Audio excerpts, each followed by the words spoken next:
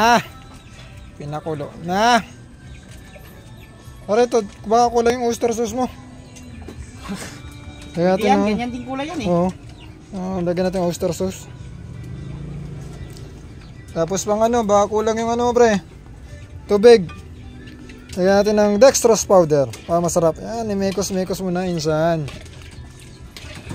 Dextrose powder tayo. Tapos pre, baka kulang yung alat niyan. Lagyan natin ng wheat germs. Sabi ko, sarap.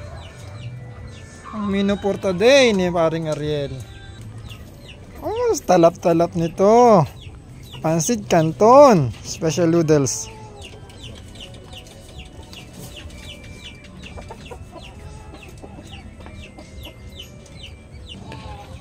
Yan, sabaw pa lang yan.